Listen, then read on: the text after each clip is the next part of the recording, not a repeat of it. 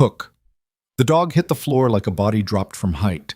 110 pounds of military-trained muscle folding at the knees, a low, guttural sound tearing from somewhere deep in his chest. Not a bark, not a whimper. Something worse. The kind of sound that made grown adults step backward without thinking about it first. The emergency room at Hargrove Regional Medical Center went quiet in the way emergency rooms almost never do. A man in a worn army jacket was on his knees beside the animal, one hand pressed flat against the dog's side, his jaw locked so tight you could see the muscle working beneath the skin. He wasn't crying. He looked past crying. He looked like someone who had already survived things that would have broken most people, and was now watching one of those things happen again, right here under fluorescent lights, on a Tuesday night in Delwood, Wyoming. Nobody moved toward them, and then one nurse did. Before we go any further, if you're the kind of person who stays until the end of a story, this one's for you. Follow along, hit like, and drop your city in the comments. I want to see how far this story travels. Let's go. Bam. The shift had started the way most of Olivia Marsh's shifts started, badly and without warning. She'd clocked in at 7:15, 15 minutes late, because the parking structure had an elevator out, and she'd taken the stairs wrong and ended up on the sub-basement level where it smelled like standing water and old pipe. Her scrubs were the pale green ones she'd washed too many times, the ones that had gone thin at the left knee. Her badge was crooked. She'd forgotten her good pen at home and had to borrow one from the supply closet, a stubby thing with a cracked grip that left a mark on her finger when she wrote. None of that was unusual. What was unusual was the look Supervisor Karen Pruitt gave her when she walked through the ER entrance, a look Olivia had learned to read over 8 months at Hargrove Regional. It wasn't the look of someone who was annoyed you were late. It was the look of someone who had already made a decision about you and was waiting for you to confirm it. "You're on triage assist tonight," Pruitt said, not looking up from the station tablet. "Bed 3's backed up. Dr. Albright wants cultures run before 9. Don't make me remind you twice." "Got it," Olivia said. She didn't argue. She'd learned that arguing with Pruitt was like trying to reason with weather. It didn't change anything, and it left you wet. Hargrove Regional was not a bad hospital. That was the thing nobody told you when you took a job in a mid-sized city ER. The hospital didn't have to be bad for the work to be brutal. Delwood, Wyoming had 43,000 people, one Walmart, 2 competing funeral homes, and a hospital that served a geographic footprint so wide that sometimes patients arrived who'd been in a car an hour and a half. The ER saw everything from black ice accidents on the interstate to frostbite cases in January to, once, a man who'd walked in holding a fishhook through his palm with the calm of someone who'd simply come to return something borrowed. Olivia had been a nurse there for 8 months, probationary period. The kind of employment status that meant you did your job without complaint and hoped the people above you noticed, and when they didn't, you kept doing it anyway. She was 28 years old. She had a small apartment 12 minutes from the hospital, a plant she kept forgetting to water, and a set of habits that struck her coworkers as slightly odd, the way she automatically scanned exits when she entered a room, the way she ate fast and without apparent enjoyment, the way she never seemed rattled by the things that rattled other people, and then seemed occasionally rattled by things that shouldn't have mattered at all, like loud sounds from the parking structure or a helicopter passing too low overhead. Her coworkers had theories about her. They shared them in the break room in the way people share gossip about someone they find slightly unreadable. Quiet, private, keeps to herself, hard to get to know, probably has a story. Nobody had asked her what the story was, and she hadn't volunteered it. That was the point. She moved through the first 2 hours of the shift the way she always did, efficiently, without drama, doing the job in front of her, and not borrowing trouble from the job that came after. She ran the cultures for Dr. Albright. She checked in on a 62-year-old woman in bed 3 who had come in with chest pressure and was now watching a cooking competition on the small mounted television with the volume turned low. She helped a tech restock the supply cart in the trauma bay. She drank half a cup of coffee that had gone cold without noticing it had gone cold. At 9:40, the automatic doors slid open and everything changed. She heard it before she saw it. Not the man, not the dog. The sound, that low rattling exhalation, something between a growl and a moan, that she recognized in the way you recognize something you haven't heard in years but never actually forgot. It was the sound of an animal in significant pain trying to hold itself together through discipline alone and losing. Olivia looked up from the chart she was annotating. The man coming through the door was somewhere in his mid-30s, medium height, the kind of build that came from actual labor rather than a gym. He had a prosthetic left hand, a functional hook-style model, not a cosmetic prosthesis, and he was using it to brace the dog against his right side as he moved, half carrying the animal, his jaw locked, and his eyes scanning the room with the rapid assessing quality of someone accustomed to scanning rooms and finding threats. His jacket was army, not a costume.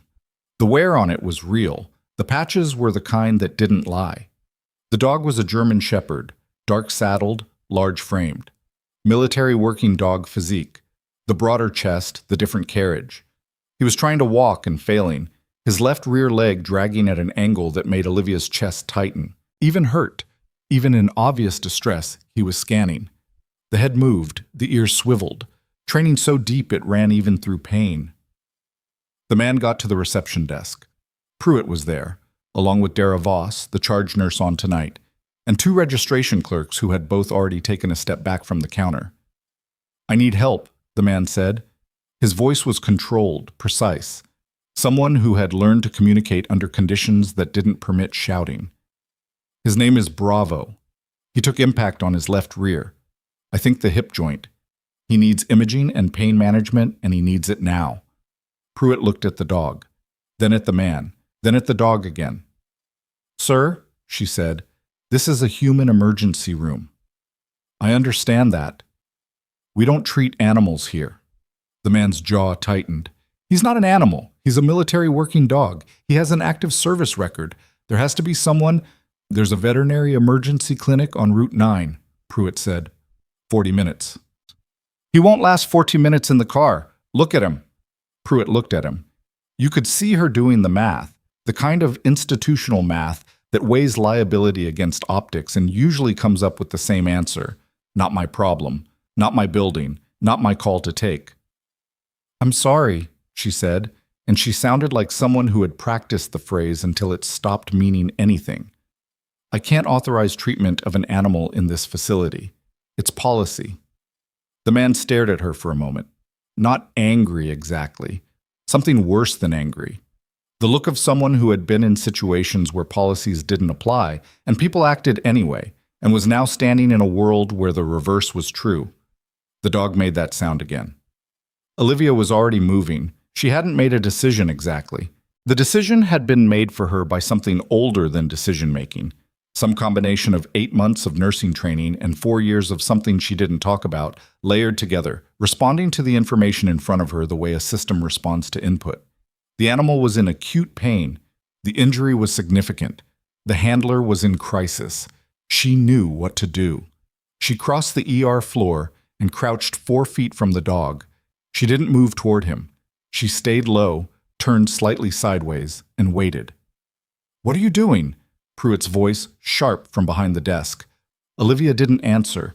The dog's head swung toward her. The ears came forward. There was a rumble in his chest. Not aggression, exactly, but a warning, the automatic boundary setting of a working dog in pain who didn't know this person. Olivia held still. Let him look. Let him process her. She'd learned that military working dogs, properly trained, weren't just aggressive. They were discerning. They had been taught to read humans, to distinguish between threat and neutral, and even in pain, even under stress, the training didn't fully disappear. You couldn't rush it. You had to let the dog come to the conclusion on his own. "His name is Bravo?" she said, not to the dog, to the handler, conversational tone. Nothing urgent. "Yeah," the man said. He was watching her, recalibrating. "How long has he been weight-bearing on that side?" "He took the hit about 40 minutes ago. Wasn't bearing on it then either." "Any other trauma? Head, chest?" "Not that I saw. He was moving and then he wasn't." The dog had stopped rumbling. He was still watching her, but the quality of the attention had changed. The hair along his spine wasn't raised anymore. She extended one hand, not toward him, but toward the floor, palm down, just something in his visual field to examine. He sniffed the air between them.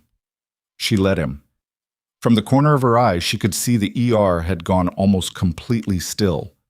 Nurses at the station, a tech halfway through the door to the supply corridor, a patient in a wheelchair by the window, all of them watching. Nobody speaking. Nurse Marsh. Pruitt's voice was tight with a particular kind of authority, the kind that gets quiet when it's most serious. Step away from that animal. Olivia did not step away. Marsh.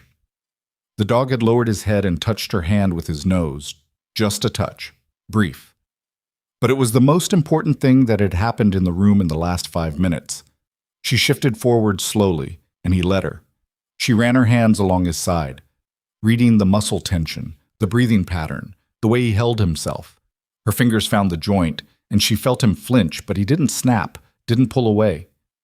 The hip is displaced, she said to the handler. He's in a lot of pain. We need to get him off this floor, and I need something I can use for compression and stabilization while we figure out imaging. You're not figuring out imaging, Pruitt said. Step away right now, or I will call security. Olivia looked up at her supervisor. There was a moment, just a moment, where she weighed things. She was on probation. She had bills. She had a lease. She had a professional license she'd worked for and a record that she needed to stay clean. All of that was real. And then there was a 110-pound dog on the floor who was in agony, and a man in an army jacket with one hand who was holding himself together by sheer practice, and the knowledge, certain, specific, the kind that doesn't fit on a form, that she could help. Call security, Olivia said. But I'm not stepping away.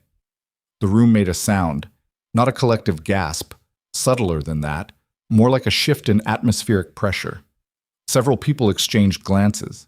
A nurse named Tanya, who Olivia had worked with maybe a dozen times and spoken to maybe 100 words total, turned to face the station and crossed her arms and said nothing, but also didn't go back to what she was doing. Pruitt's face did something complicated. She picked up the phone. Olivia kept working.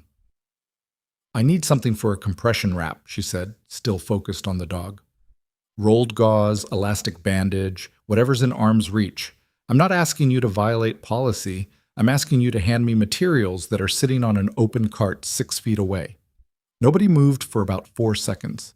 Then Tanya reached over to the cart and pulled out a roll of elastic bandage and set it on the counter without looking at anyone. Thank you, Olivia said. She began wrapping. She'd done this before, not in an ER, but in conditions where the supplies were worse, and the ground was worse, and the patient, and sometimes the patients weren't human, was worse, and nobody had the luxury of hesitation. The body didn't forget how to do things it had done enough times under pressure. Her hands moved with the specific economy of someone who'd had to work fast in the dark. The dog held still. He was panting, shallow and rapid, but he was holding still. What's your name? She asked the handler, still working. Garrett Hale. How long were you with him? A pause. Not reluctance. Recalibration, the same kind she did when someone asked her something she had to decide how to answer. 4 years, he said. 2 deployments. He went with you. He always went with me. She finished the wrap, took a breath, and pressed her palm flat along Bravo's side. He exhaled heavily, and some of the rigidity went out of him. Not all of it, but enough. Okay, she said quietly. She heard footsteps behind her, says 2 sets. Heavy, purposeful. Security. She didn't turn around. Nurse! A man's voice, official, bored in the way people get when their job is to enforce things they didn't personally decide. You need to come with us. In a minute. Now, please. She stood up slowly, because sudden movement near the dog was a bad idea, and she turned to face them.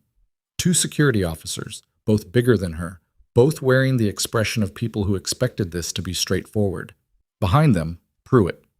And behind Pruitt, someone Olivia recognized as the evening shift administrator, a man named Douglas Cole, 50-something, the kind of administrator who wore a tie even at 9 p.m. because the tie was the point, the tie was the message. Cole stepped forward. What exactly is the situation here? She violated a direct order and is treating an animal on hospital property, Pruitt said. She needs to be escorted out. Cole looked at Olivia, then at the dog, then at Garrett Hale, who was watching all of this with the steady attention of someone keeping an accurate record of events. "Is that accurate?" Cole asked Olivia. "The dog is a military working dog with a hip dislocation, and he will be in serious danger if he isn't treated in the next hour," Olivia said. "I've provided first-line stabilization. He needs imaging and pain management that this facility is capable of providing. We're not a veterinary facility. I understand that. I'm asking for an exception based on the animal's status and the handler's status. This is a decorated veteran." "I understand the handler's situation," Cole said, and his tone made clear that he'd already decided the handler's situation wasn't relevant. "But we have policies for a reason. We cannot open ourselves to liability." "You're already in the situation," Olivia said. "The dog is on your floor. The question is what you do now." Cole adjusted his tie. It was a specific gesture, the kind that meant the conversation was over, not because a resolution had been reached, but because someone with authority had decided they didn't want to keep having it. "Escort her out," he said to security, "and we'll need her badge." There it was. She'd known it was coming. She'd made the choice anyway, which meant she'd also made this choice. The consequence. The aftermath. She didn't pretend she hadn't known. She unclipped her badge and held it out. Garrett Hale said, "Wait." "It's okay," she told him, and she meant it, which probably sounded insane. "The wrap will hold for a little while. Keep him calm, keep him still. Don't let them rush him." She handed her badge to Cole. He took it. She walked toward the doors, and the security officers fell into step beside her, not touching her, which was the polite version of escorting someone out. The version for when the institution wanted to maintain the appearance that it was civilized. She didn't look back. The automatic doors slid open and she walked out into the October night, and the cold hit her like something official. The parking lot was partially lit and mostly empty at this hour. A wind came off the open country to the west, carrying the particular emptiness of high-altitude Wyoming autumn, that vast animal cold that came down from elevation and didn't care what it touched. She stood on the sidewalk outside the entrance and breathed. The security officers had stopped inside the doors. Their job was done. She was outside. That was the goal. She had no badge. She had a borrowed pen with a cracked grip in the pocket of her pale green scrubs. She had a car in the parking structure and an apartment 12 minutes away with a plant she kept forgetting to water. She'd just been fired. She found, somewhat to her own surprise, that the thing she felt most strongly in this moment was not panic, not even anger, exactly. She felt the particular flat clarity that had always come to her in the worst moments.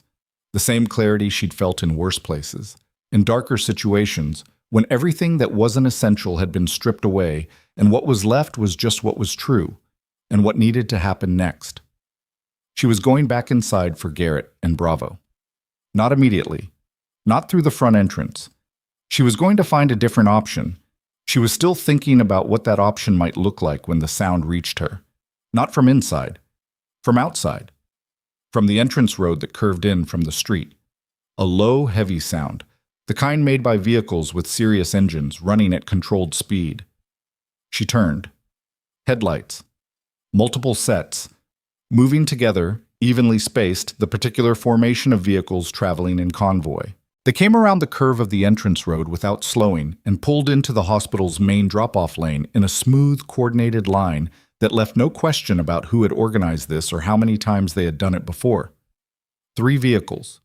2 black government-issue SUVs and 1 military transport, shorter and more capable than civilian SUVs, the kind of vehicle that didn't have a logo on the side because it didn't need one.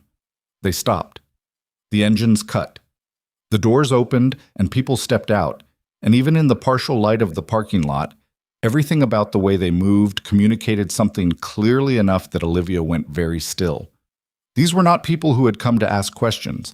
The lead figure walked toward the entrance with the specific, purposeful stride of someone who knew exactly where they were going and had already decided what was going to happen when they got there. He was in his 40s, close-cropped silver at the temples, and he was wearing a uniform that Olivia recognized.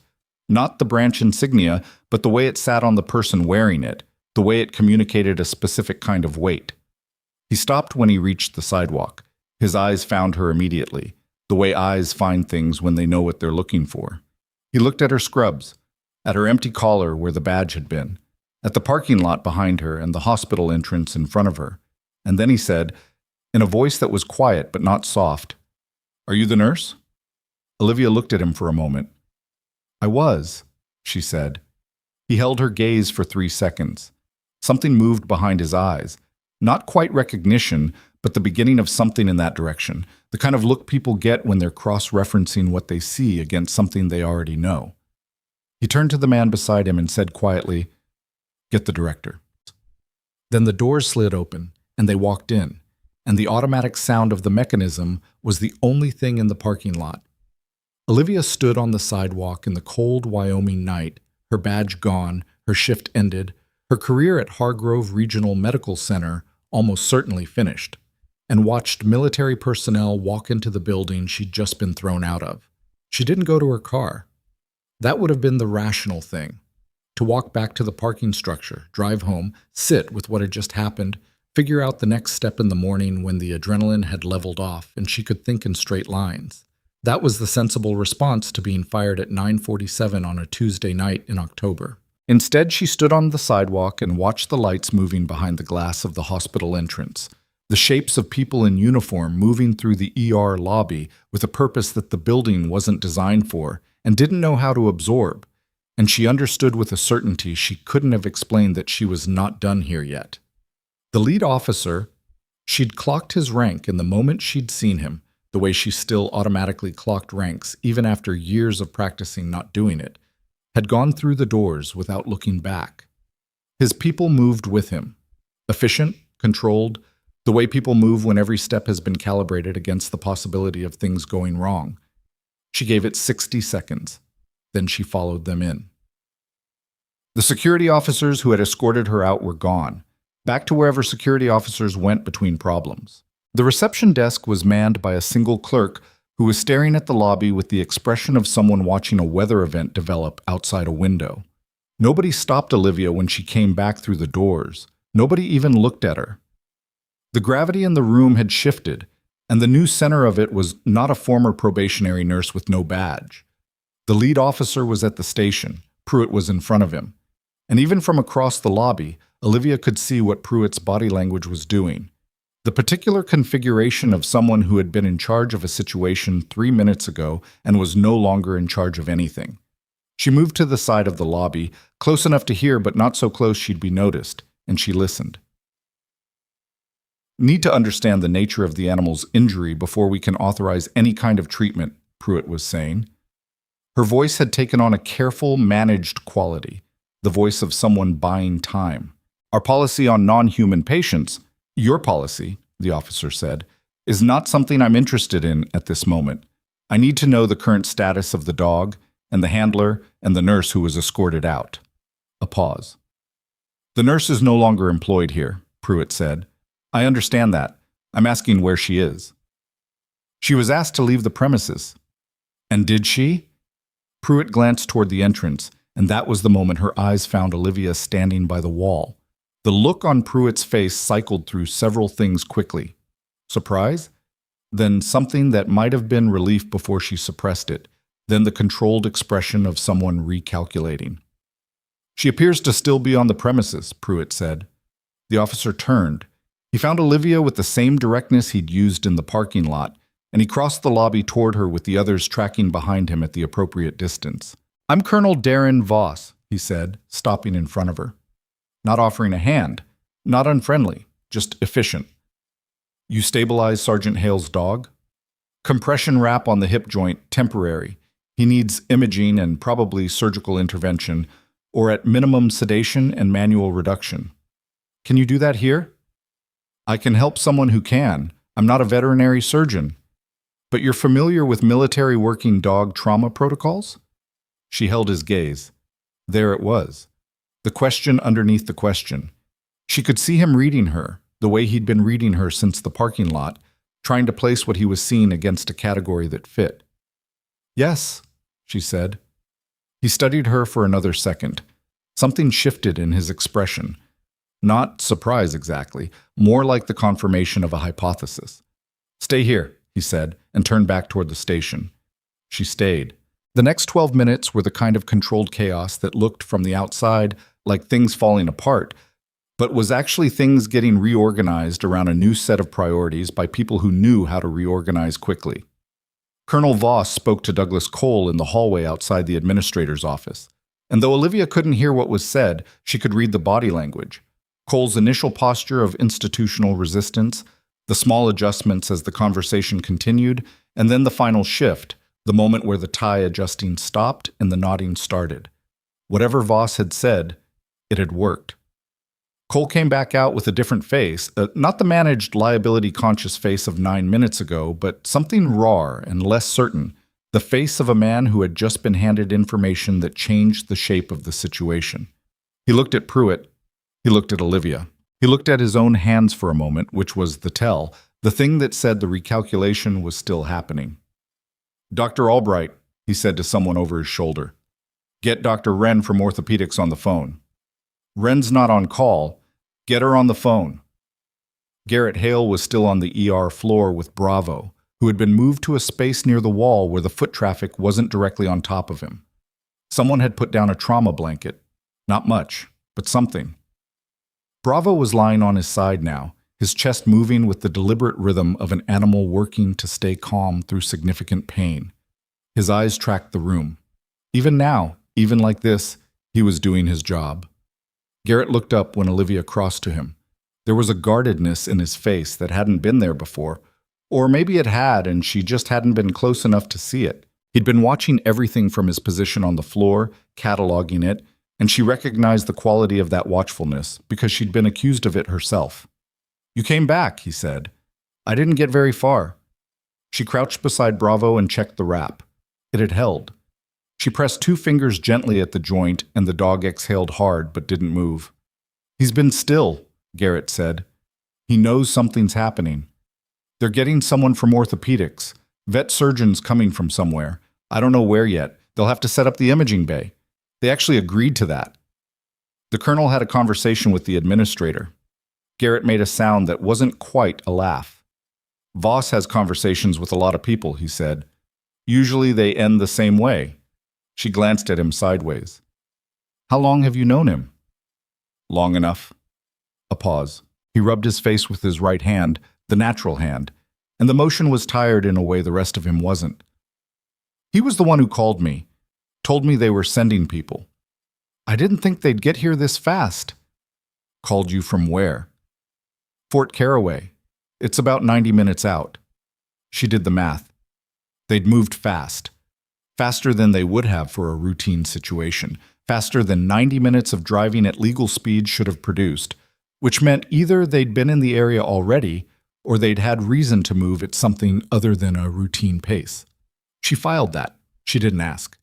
The ER had returned to a kind of functional movement, but the texture of it had changed. People were doing their jobs, but they were doing them with an awareness of the military presence that showed in small ways. The way nurses made wider paths around the uniformed figures, the way the conversations at the station had dropped in volume, the way the charge nurse Dara Voss kept glancing toward the hallway where Colonel Voss and Cole had conducted their conversation as if she expected the hallway to explain itself.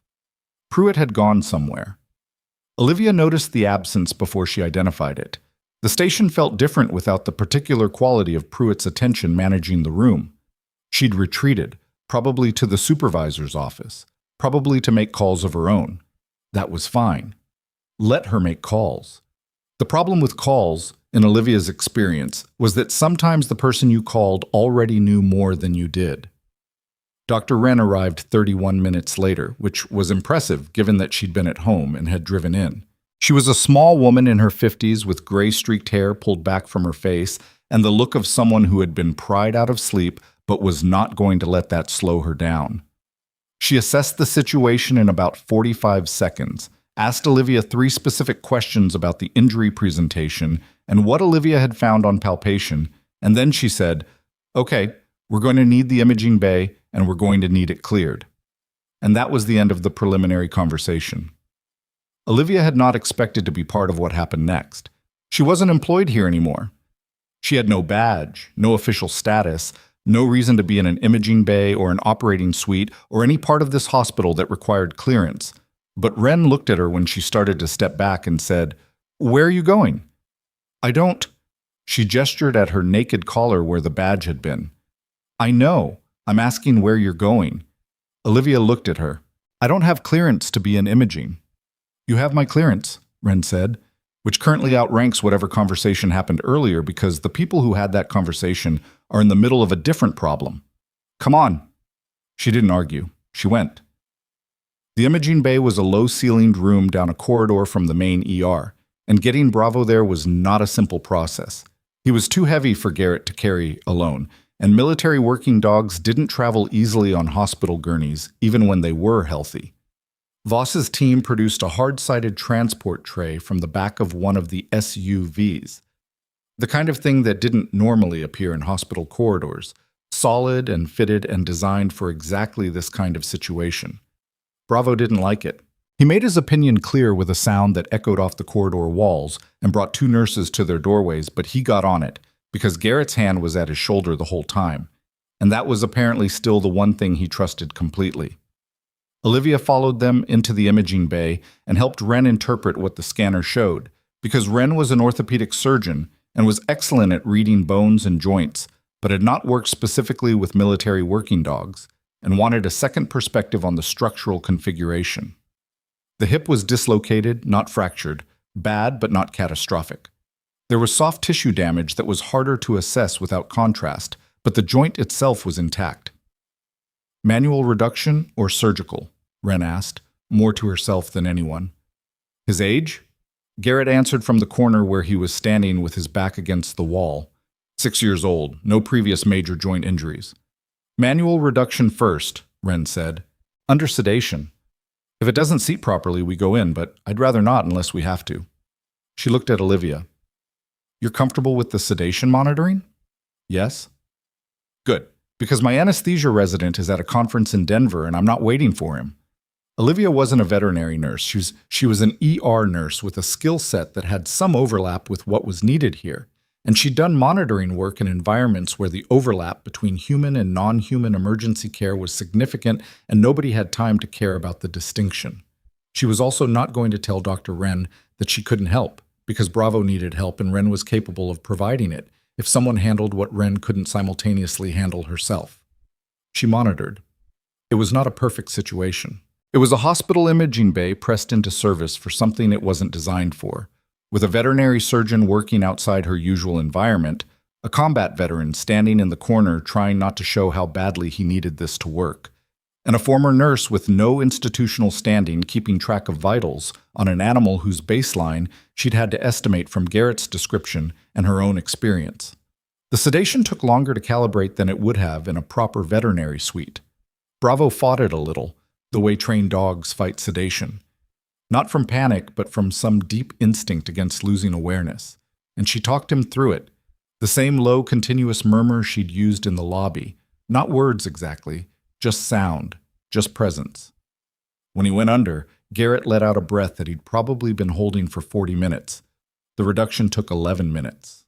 Wren was precise and efficient and didn't appear to be aware that this wasn't standard practice, which was its own kind of skill. The joint seated. The sound it made was the kind of sound that nobody commented on at the time, but that everybody in the room would probably think about later. There, Wren said. She stripped off one glove and reached for a new one. Let's see the contrast imaging, and then we talk about the soft tissue. They were 40 minutes into this process when the door opened. It wasn't Colonel Voss. It was Douglas Cole, and with him was a woman Olivia hadn't seen before. 50s, iron gray hair, a suit that didn't belong in an ER at 11 p.m., the particular posture of someone whose presence was itself a statement.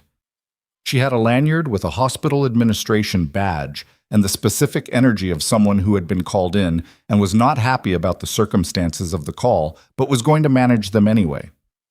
Dr. Wren, Cole said, and even his voice was different now. Something had happened in the time since Olivia had last spoken to him. This is Dr. Patricia Engel. She's the regional medical director. Wren looked up from the imaging display. Good timing, she said, which was not the response Cole had been expecting, based on his expression. I could use someone with authority to authorize the post-reduction care plan. We'll need overnight monitoring and a specialist consult in the morning. Cole blinked. Dr. Wren, I don't think you understand the situation. I understand a dislocated hip joint that I have just reduced successfully, Wren said. I also understand that this animal has an active military service record, which creates a specific set of obligations that I'll let Colonel Voss explain in more detail. What I need right now from either of you is authorization to continue care. Engel spoke for the first time. Her voice was clipped, controlled. I've just spent 20 minutes on the phone with the Deputy Surgeon General's office, she said. I'm aware of the situation. Cole's head turned slightly. That was new information to him too, apparently. The hospital will provide whatever care is necessary, Engel continued, for the dog and for Sergeant Hale. That is not the issue I'm here to address. She looked at Olivia. The look was thorough, the kind that files things. You're Marsh? Yes. You were terminated tonight. I was. By whom? Mr. Cole and Supervisor Pruitt acting together. Engel looked at Cole. Cole's expression was now doing something that Olivia recognized as damage control mode. The specific facial configuration of someone figuring out how much of what just happened can be reframed or redistributed. The termination was pursuant to policy, Cole said. The nurse violated direct orders. She stabilized a military working dog using skills she apparently has, Engel said, still looking at Cole, but talking about the situation. While on duty in an ER where a medical judgment call was required. A pause. I've also just been told that a Colonel Voss of Special Operations Command has formally requested that the hospital document and review tonight's events, which means someone in this building made a decision that is now going to be reviewed by people with considerably more institutional weight than this facility's evening shift administration. Cole's mouth opened. Then it closed. We can discuss the specifics later, Engel said. Tonight, I want care plans for the dog and the veteran, and I want a preliminary incident report on my desk by 7 a.m. She looked at Wren. You have everything you need? I will if someone gets me a proper veterinary monitoring setup by morning. It's being arranged. Engel glanced again at Olivia. Not warm, not hostile, just precise. The look of someone making sure they have all the elements of a situation accounted for. Don't go anywhere, she said, and walked back out, and Cole went with her, and the door closed. The room was quiet for a moment. Garrett said from his corner, That woman is terrifying. She's doing her job, Olivia said. That's what I said. Wren snorted once, which was the closest she seemed to come to open amusement, and went back to her imaging display. Olivia stood at the edge of the room and let herself breathe for the first time in what felt like a while. The adrenaline had been a constant low-grade presence for the last hour and a half, not the sharp spike of a crisis moment, but the sustained, wearing kind that accumulated over a long stretch of sustained difficulty and left you tired in the specific way that wasn't fixed by sitting down. She was tired. She'd been on her feet since 7:15 and the shift was supposed to end at 7 a.m., and none of what had happened since 9:40 was what a shift was supposed to look like. She was also, she noticed with a kind of detached awareness, no longer fired. Or at least the situation had become sufficiently complicated that fired was no longer an accurate description of her status, which was not the same as employed. It was something murkier and less stable than either, a position that depended on conversations she wasn't part of and decisions that hadn't been made yet. That was fine. She knew how to wait. She'd been trained to wait, in circumstances where the waiting itself was a skill and patience wasn't a virtue but a tactical requirement. She watched Bravo's chest rise and fall. She'd met dogs like him before, not many. The specific combination of training and temperament and service history that produced a military working dog at the top of his capability was rare. The same way it was rare in people, and for the same reasons. It wasn't about intelligence alone, or obedience alone, or courage alone. It was about all of those things shaped by experience until they stopped being separable from each other. Bravo had been doing his job for 6 years in conditions that would have broken a civilian animal in weeks. Whatever ease he'd shown in letting her touch him, that hadn't been trust exactly. It had been assessment, the same kind of rapid professional reading that good soldiers did, and she was apparently someone his system had cleared. She wasn't sure what to do with that. She rarely was. At 11:43, one of Voss's men knocked and opened the door and said, "Colonel wants to see the nurse. and Garrett looked at Olivia, and she looked at Garrett, and he gave her a small nod that meant something, though she wasn't completely sure what. She followed the soldier out. Voss had set up in the small conference room adjacent to the administrator's suite, the one with the round table and the motivational wall graphic, and the bad overhead lighting that made everyone look like they were recovering from something. He was standing rather than sitting, which told her something about his energy level and probably his assessment of the situation. Two of his people were in the room with him, tablets out, the specific posture of people ready to document. He waited until the door closed before he spoke. "Sergeant First Class Olivia Marsh," he said. 7-4D, Chemical Corps, cross-trained combat medic. Attached to JSOC elements on 2 overseas deployments before leaving service 3 years ago. Honoring a voluntary separation agreement. He said it without inflection. Not a question, but also not quite a statement. A recitation offered for her to confirm or correct. She said nothing for a moment. "You did your homework," she said. "We had your file before we left Caraway. Hale flagged you the moment he called in." "He didn't know my name." "He knew enough. Female ER nurse, combat medic background, made a military working dog stand down in an active state, wrapped a dislocation by touch in the middle of a lobby." Voss's expression shifted fractionally. "There aren't that many people that description fits." The room was very still. She'd left the army without a ceremony, which had been her choice and not something she regretted, but the absence of ceremony had also meant the absence of closure, which was a different thing, and she'd been carrying the difference for 3 years in ways she didn't examine too closely. And now she was standing in a bad lighting conference room in a Wyoming hospital at nearly midnight while a colonel recited her service history, and part of her was responding to it with something she didn't have a clean name for. "What do you want from me?" she said. "Right now?" "Your statement about what happened tonight, for the record." He gestured at the chair across the table. "Sit down." "I don't—" She stopped. Sat down. He sat across from her. One of his people opened a document on a tablet. "Start from when Hale arrived," Voss said. "Tell me what you observed and what you did. Don't editorialize, just the sequence." She told him. She was good at that. The factual account, the sequence without the interpretation layered in, the precise language of someone who had written enough field reports to know how to separate event from analysis. She told him about Hale coming through the doors, about Bravo's condition and what her assessment showed, about Pruitt's response in Coles, about the decision she'd made and the badge she'd handed over. He listened without interrupting. His people documented. When she finished, he was quiet for a moment, the kind of quiet that was still processing rather than waiting for her to continue. "You knew when you stepped forward that it would cost you the job," he said. "I considered the possibility." "And you did it anyway." "The dog was in pain. I could help." "That's the whole answer?" She thought about it. Not the diplomatic version, the actual version. "I've been in situations where someone who could help decided not to because of the cost," she said. "I've also been in situations where someone helped anyway. The outcomes aren't equivalent." Voss held her gaze for a moment.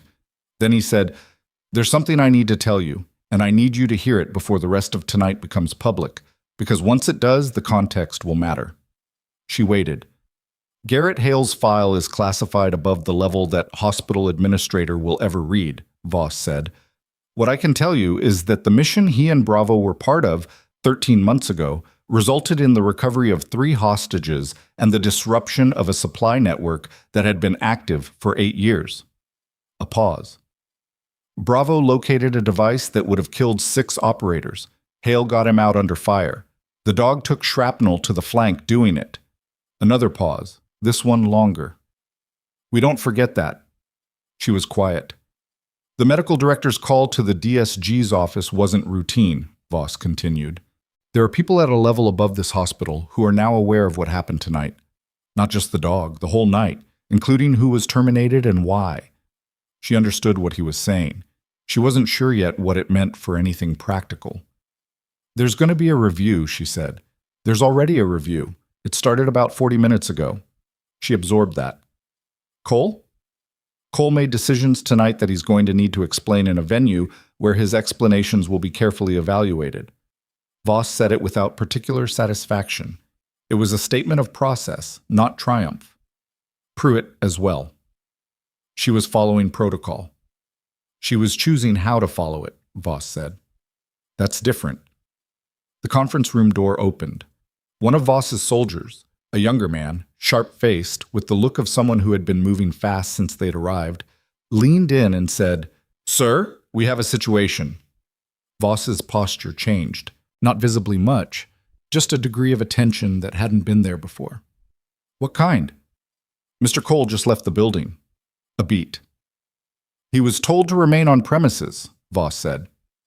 "Yes, sir. The security desk says he left about 6 minutes ago through the staff parking exit. His car is gone." The room was very quiet. Voss stood. He looked at Olivia for a brief moment, and then he looked at his people. And whatever he communicated in that look sent them moving, and he was already talking into a radio as he walked toward the door. Olivia sat at the conference table alone. Cole had left. She thought about that, about the timeline, about when he'd come into the imaging bay with Engel, about the look on his face when Engel had said the words Deputy Surgeon General's office, about the specific quality of his retreat when Engel had shut down his explanation of the termination. She thought about a man who'd spent the night making decisions from behind institutional policy and was now, apparently, making a different kind of decision. People who ran when the accounting started usually had more to account for than the immediate situation explained. She sat with that. In the imaging bay down the corridor, a military working dog was sedated and recovering from a successfully reduced hip dislocation. His handler was sitting on a folding chair against the wall, probably also recovering from a successfully reduced something, the internal version that didn't show up on scans. Dr. Wren was reviewing the soft tissue imaging with the careful attention of someone who didn't sign off on anything before she understood it completely. And somewhere in the parking lot or on the road leading out of it, Douglas Cole was driving away from a situation he clearly understood better than anyone had realized. Her phone buzzed in her pocket. Unknown number. Wyoming area code, but not one she recognized. She answered. "Marsh," she said. The voice on the other end was not one she expected. Female, older, precise. A voice that had given instructions in large rooms to people who wrote them down. A voice she had last heard 3 years ago, in a different context, in a different life. "I heard you had an interesting evening," the voice said. Olivia's hand tightened on the phone. "Colonel Hartwell," she said. "Retired," the woman on the other end said, "but apparently not entirely disconnected from current events." A pause. "You should know that the conversation about tonight isn't happening at the hospital level anymore. It's moved up. And there are some things about the people you're dealing with that you don't have yet, Marsh. Things that explain why Cole left the building." Another pause. "How much do you know about how Bravo got injured tonight?" Olivia went still. "Garrett told me it was an impact injury," she said, 40 minutes before he arrived. "It was," Hartwell said. "The question is what caused the impact? And the answer to that question is why 3 vehicles left Fort Caraway at unsafe speeds and why I'm calling you from a number you don't have stored." The lights in the conference room hummed. "Tell me," Olivia said. Hartwell's voice on the other end of the phone had the particular quality of someone choosing words, not because they were searching for them, but because each one had been weighed before the call was made. "Bravo didn't take an accidental impact," she said. "There was a vehicle involved. A deliberate one." Olivia didn't respond immediately. She was processing the shape of what was being said before she reacted to the content of it. "Someone hit the dog intentionally," she said. "Someone hit Garrett Hale's truck intentionally," Hartwell said. "Bravo was in the bed, unsecured transport. They were moving fast, had come from a meeting that wasn't supposed to be logged. The vehicle that hit them came from a side street at speed, made contact with the rear quarter panel, and was gone before Garrett could respond. He's got one hand in a truck that's now missing a rear axle. He couldn't exactly pursue." "Where did this happen?" 3 miles from the hospital, which is not a coincidence, Marsh. She turned this over. 3 miles. Which meant the hospital had been the destination, not a detour. Which meant Garrett and Bravo had been coming to Hargrove Regional specifically before the impact, not because it was the nearest facility, after it. "Why was Hale coming here?" she asked. A beat. Short, precise.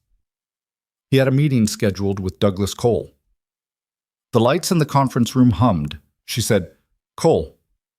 Cole has had 3 meetings with Garrett Hale in the past 6 weeks, Hartwell said. None of them logged through official channels. None of them with institutional paperwork. Hale had been pushing a formal complaint, not through military channels, through a civilian oversight board that Cole apparently sits on in an advisory capacity. Something Hale dug up about procurement irregularities on the equipment side of military working dog programs. Specifically, about contractors providing substandard protective equipment for deployed working dogs. Olivia's jaw tightened. Bravo's flank injury, she said, 13 months ago. The shrapnel vest he was wearing during that operation was rated for a protection standard it didn't meet, Hartwell said. We know that now. Hale has documentation, and he had been apparently getting close to someone who was going to help him submit it through the right board. Cole. Cole has been managing that process, Hartwell said, or managing Hale, depending on how you look at it. The meetings weren't to help him. They were to track where the documentation was and keep it contained. We believe Cole knew Hale was bringing physical copies of the documentation to their meeting tonight. And then a vehicle hit the truck, Olivia said. Bravo went down. Hale went to the nearest hospital, and the physical documentation he was carrying was in a bag in the truck that ended up 60 feet from the impact site. Is it recovered? Voss's people have it. A pause. Cole didn't know that when he left the building. He left because he understood the review was starting and he has personal exposure, financial, administrative, possibly criminal. He's not just an administrator who made a bad call tonight, Marsh. He's been a point of contact for the contractor involved in the equipment failure for 2 years. The room was very quiet around her. She thought about Cole in the imaging bay, standing next to Engel, his face doing its damage control calculation. She thought about how efficiently he'd moved to terminate her, not with anger, with process, with the specific speed of someone who wanted a potentially disruptive variable removed from the situation before it could see anything it shouldn't. She hadn't been fired for violating policy. She'd been fired because Cole needed her out of the room. Why are you telling me this? She said. Because Voss is going to ask you to do something in the next hour, Hartwell said. And you should understand the full picture before he does. Not the operational summary, the actual picture. She paused. And because you left without a record, and I always thought that was the wrong call, even if I understood why you made it. That landed differently than Olivia had expected. She breathed through it. What is Voss going to ask me? There's a patient in your ER, Hartwell said. Came in about 20 minutes ago while you were in that conference room. Civilian, 43 years old, male, presenting with chest symptoms. His name is Warren Selby. He's a financial analyst formerly employed by Dunmore Logistics, the contractor that provided the substandard equipment.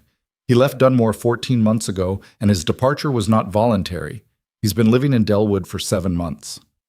A pause. He has his own documentation, his own records. He came to the ER tonight because he's been trying to reach Hale through back channels for 2 weeks, and someone told him Hale would be at Hargrove Regional tonight. His chest symptoms, Olivia said. Stress-induced cardiac event is the preliminary read. He's stable, but he needs monitoring, and he's going to need someone who can talk to him without a badge. She absorbed the layering of it.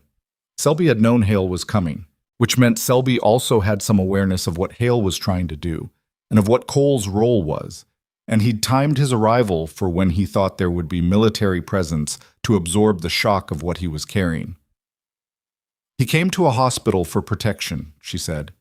He came to a hospital because he's been scared for 14 months, and tonight seemed like the first moment where the people he was scared of might be outweighed, Hartwell said. Also possibly because his chest had been hurting for 6 hours, and he finally couldn't ignore it. Those aren't mutually exclusive. No, Hartwell said. They're not. A pause. And when she continued, her voice had shifted slightly. Not softer exactly, but a fraction less precise. The way voices shift when the professional layer and the personal layer briefly occupy the same sentence. You're good at this, Marsh. You were always good at this. Go do the job. The call ended. Olivia sat with the phone in her hand for approximately 4 seconds. Then she stood up and went to find Voss. He was in the corridor outside the administrator's suite, on his own phone, moving in the contained way of someone managing 3 things simultaneously. He saw her coming and held up one finger. Wait. And she waited, because she'd learned that the specific quality of that gesture from someone like Voss meant he'd get to her in under 90 seconds, and interrupting would cost more time than waiting. 80 seconds later, he ended his call. Hartwell reached you. Yes. Good. Then I don't have to explain the Selby situation. He fell into step, heading toward the main ER corridor, and she moved with him. He's in bed 7. Dr. Albright is managing the cardiac workup, but Albright doesn't know who he is or why he's here, and I'd like to keep it that way until we have a clearer picture of who in this building knew what. You think Albright is connected to Cole? I don't think anything yet. I'm not assuming anyone is clear until I know they are. He glanced at her sideways. You're not officially staff here, which means you can have a conversation with Selby that doesn't get logged as a clinical encounter. Understand? You want me to talk to him? I want you to sit with him and let him talk, Voss said. There's a difference. Don't ask leading questions. Don't push. He's been scared for over a year, and he came here on a risk calculation. And if we crowd him, he'll close. A pause. You're good with scared people. Hale told me what you did in the lobby. Not just with the dog, the way you managed the room. That's a skill. It's just reading people, she said. Most people can't do it, he said simply, and stopped outside bed 7's curtain. Give me whatever he gives you. I'll be within earshot. He stepped back. She pushed the curtain aside and went in. Warren Selby was not what she'd expected, though she wasn't sure what she had expected. He was pale and slightly damp-looking, the physiological signature of someone whose sympathetic nervous system had been running hot. The cardiac monitor showed a rhythm she assessed in her first 3 seconds as stable but stressed. Elevated rate, some irregularity that was going to need watching but wasn't the immediate emergency. He was hooked to an IV line that was currently running saline, and there was a nitro patch on his upper chest that Albright had apparently placed before moving on to other cases. He was also watching the curtain the way people watched things they expected to become problems. When he saw her, scrubs, no badge, not the doctor he'd been dealing with, some of the watchfulness shifted but didn't disappear. "Who are you?" he said. His voice was tired and slightly hoarse, the voice of someone who hadn't been sleeping much. "Olivia, I work here. Half true or true enough?" She pulled the chair from the corner and sat, which was the most important physical thing she could do. Get below eye level, stop being a person standing over a bed, become a person having a conversation. "How's the chest?" "Manageable," he said. "Better than an hour ago." "Good. The nitro helps?" "I think so." He shifted against the pillow. He had the look of someone who wanted to ask her something and was trying to determine whether it was safe to do so. She let the silence sit. Did someone named Hale come in tonight?" "He did," she said. His exhale was shaky. He's here. He's okay. The dog's going to be okay too." She watched his face. The relief that moved across it was genuine and complicated. Not just the relief of good news, but the specific relief of someone whose risk calculation had produced the outcome it needed to produce. He'd bet something on coming here tonight, and it had come out right, and the emotion of that was bigger than he'd probably expected. "I didn't know who else to—" He stopped, started again. "I've been trying to figure out how to—" He pressed his fingers against his sternum. "Not a symptom, a habit. I have information." "I know," she said. His eyes sharpened. "What do you know?" "Enough to know that you've been carrying it a long time, and that you came here because tonight felt like the moment." She held his gaze steadily. "Nobody here is going to hurt you. The people in this building right now include military personnel who are very much aware of the situation. You made the right call coming." He was quiet for a moment, recalibrating against what she'd said. "Dunmore ran the contract for 14 working dog protective equipment deployments over 3 years, he said. And once he started, his voice found a rhythm, the rhythm of someone who has rehearsed a thing in their head so many times that saying it out loud is almost a relief even when it's terrifying. "I was in procurement analysis.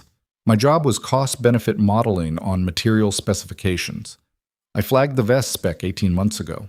The ballistic protection rating was documented as meeting SOCOM standard, but the actual test data showed an 18% shortfall in penetration resistance at relevant threat velocities." She said nothing, let him continue. "I raised it internally, twice. The second time, my supervisor, a man named Reith, Paul Reith, told me the contract was fully compliant and that my modeling was based on incomplete data. 3 weeks later, my access credentials were revoked, and I was told my position had been restructured. The fingers pressed his sternum again. I knew what that meant. I started making copies. Physical copies, she said.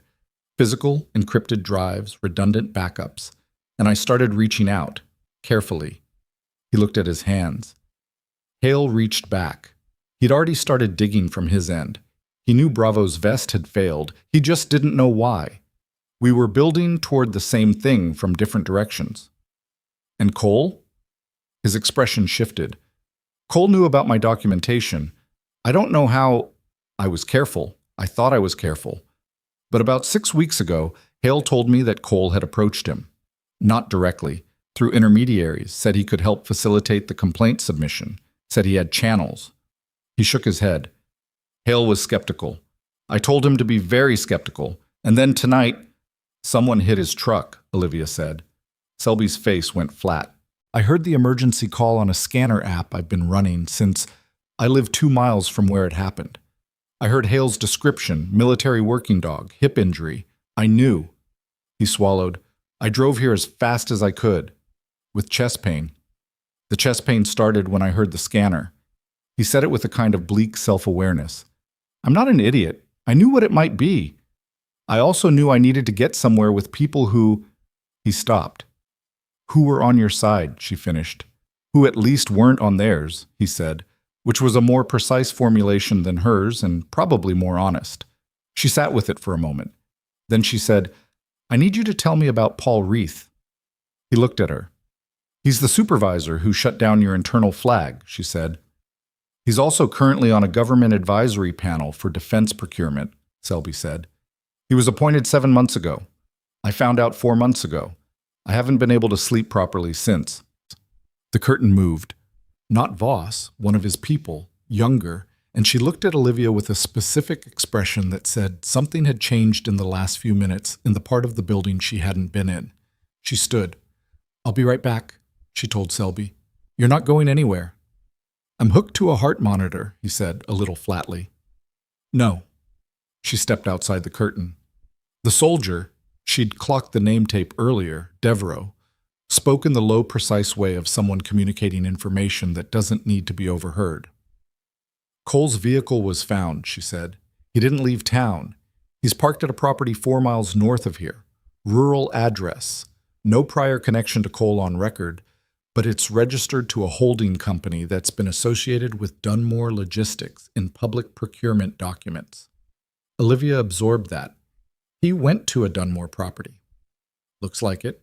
Voss is coordinating with county sheriff. It's outside our jurisdiction, but they're cooperating. There's also... Devereaux paused, the way people pause when the next piece of information is worse than the previous ones. There's a second issue. Selby's encrypted drives. He said he had redundant backups. One of them was in his car. His car was broken into in the hospital parking lot sometime in the last 45 minutes. The drive is gone. She went still. Someone had followed Selby to the hospital, or had been watching the hospital and identified his car. Either way, someone had moved fast, and that kind of fast movement didn't happen without coordination, which meant the network that Cole was part of had more local reach than anyone had accounted for. Does Selby know? She asked. Not yet. Don't tell him until his cardiac markers come back, she said. The stress response could push him back into an acute event. Let Albright manage the next hour. She was already moving. Where's Voss? He was in the corridor outside the administrator's suite again, which appeared to have become his default position, and he was on the phone again, but when he saw her face, he ended the call. She told him what Selby had told her. The procurement flag. Reith. The advisory panel appointment. He listened without interrupting, and when she finished, he was quiet for 3 seconds. Not processing, she thought, confirming, cross-referencing against things he already knew or suspected. Reith, he said. You know the name. I know the name, Shek, he said. It appears in Hale's documentation twice. I didn't have a full picture of the connection to Cole until now. He looked at her steadily. This is bigger than a contractor cutting corners on a vest spec, Marsh. This is a procurement network that's been providing substandard equipment across multiple contracts and using administrative channels to suppress the flagging mechanism. Selby's analysis is probably the cleanest documentation of the pattern we have. One copy is gone, she said. One copy, he said. Selby mentioned redundant backups. He has more. Where? She shook her head. I didn't ask. You said don't push. She met his eyes. But I can go back. He nodded once. Go. She went back to bed 7, and the conversation she had with Selby in the next 7 minutes was the most careful conversation she'd had since leaving the army. Careful in the way field operations were careful, where the order of information and the framing of questions shaped outcomes, and the wrong word at the wrong moment could close a door that wouldn't open again. She told him about the drive. She did it the way Hartwell had always said to deliver bad news. Directly, briefly, without softening it to the point of distortion, and with the next step already in the sentence. She watched his face go through the cycle. Shock, then the specific bleached look of someone whose fear has just been validated in the worst way. Then something harder and more resolute that came up under the fear, the way bone came up under tissue. I have 2 other copies, he said. When he said it, his voice was steadier than she expected. One is in a safety deposit box in a bank in Casper. The other, he stopped. He looked at the ceiling for a moment, some internal calculation happening. The other one I emailed to myself 3 months ago, encrypted. The key is in my head. Only your head? I wrote the key in a notation system I developed when I was 22 years old and haven't used since, he said. It's in a journal that looks like a birding log. It's in my apartment. Can you access the email from here? If someone gets me a laptop with a browser, yes. She stood up. Give me 10 minutes. The next 10 minutes were logistically complicated in the particular way that hospital nights became complicated when multiple systems were operating simultaneously and the people managing them had different information. She got the laptop from Devereaux, who had apparently anticipated the need and had one ready, which told her something about Devereaux's operational competence. She brought it to Selby. She stood outside the curtain while he worked, because the specific technical steps of what he was doing were not things she needed to witness, and because giving him a private moment in which he was doing something active rather than waiting was better for his cardiac situation than the alternative. She was standing outside the curtain when she became aware that the ER had changed again. Not dramatically, not with the alarm weight of a new emergency, or the formal shift of Voss's people moving on a specific task. Just a quality of attention at the nursing station that was different from 5 minutes ago, the particular body language of people who have received information and haven't fully processed what to do with it. She walked to the station. Tanya, the nurse who had handed her the elastic bandage hours ago without looking at anyone, was at the desk. When she saw Olivia, she did something with her expression that was not quite a smile, but was in that direction. Pruitt's in with Engel, Tanya said without preamble. Has been for about 30 minutes. Nobody's come out. How's it sounding? Like a meeting where someone's career is being ended, Tanya said, with the directness of someone who had been watching Pruitt manage the ER for long enough to have a perspective on the event. Engel's assistant has been in and out pulling personnel files. Which files? Pruitt's, Cole's, and someone named Albright. Olivia looked at her. Albright. He and Cole have had lunch together every Thursday for 6 months, Tanya said. I eat in the cafeteria. I noticed. She paused. I also noticed that about 20 minutes after Cole left, Albright went outside through the ambulance bay. He came back in about 8 minutes later. I don't know what that means. 8 minutes. Long enough to do something in a parking lot. Selby's Drive. She moved back toward bed 7 with the particular speed of someone who has connected 2 points and is following the line between them, but before she got there, Voss appeared at her shoulder. She hadn't seen him approach, and the fact that she hadn't was either a testament to his movement discipline or an indication of how much her attention had scattered in the last 2 minutes. Albright, she said. We know, he said. Devereaux pulled his hospital access logs 20 minutes ago. He badged into the imaging bay during Bravo's procedure. She stopped walking. He was in the imaging bay? For 4 minutes. He didn't enter the room, but he badged into the corridor. Voss's voice was controlled, but underneath it was a specific tension, the tension of someone recalibrating a threat picture in real time. Albright has credentials that allow him corridor access that most staff don't. If someone needed to know the layout of the building, where Hale was, where Selby was, where the military personnel were positioned, Albright could have provided that. He came back inside 8 minutes after going out, she said. Tanya saw him leave through the ambulance bay. We're getting security footage now. He looked at her directly. The woman you're talking to about Selby's documentation. How close is she to having it? He's accessing the email now. Maybe 5 minutes. Get it to me the moment it's accessible. He was already turning. And Marsh, stay away from Albright. If he made contact with someone outside in that parking lot, we don't know who's responding to what he told them. She understood what he wasn't saying. If Albright had reported Selby's location inside the hospital, and if the people he'd reported to were the kind of people who moved fast, the same kind of people who hit a truck in the dark at speed, then the hospital was not necessarily the safe location that Selby had calculated it to be. She went back to bed 7. Selby had the email open. The file was downloading. It was large. She could see from the indicator that it was several hundred megabytes of compressed documents, and the hospital Wi-Fi was functional but not fast, and the download bar moved with the particular aggravating incrementalism of a large file on a medium connection. 42%. She pulled the chair close and sat facing the curtain, which meant her back was to Selby, and her eyes were on the gap where the curtain met its rail, the strip of corridor visible between fabric and wall. Old habit. The kind she'd tried to stop and hadn't fully managed, 51%. She heard something, not loud, not a crash or a shout. The ER had those routinely. This was subtler, a change in the sound pattern of the corridor 2 sections down from where she sat. A door, but not the automatic kind, a manual push door opening with a specific weight. And then footsteps, but not the rubber-soled clip of nursing staff, something with a different sole, a different pressure distribution. 63%. She stood. She moved to the curtain gap and looked. The corridor was normal. 3 nurses, 1 tech, the usual movement.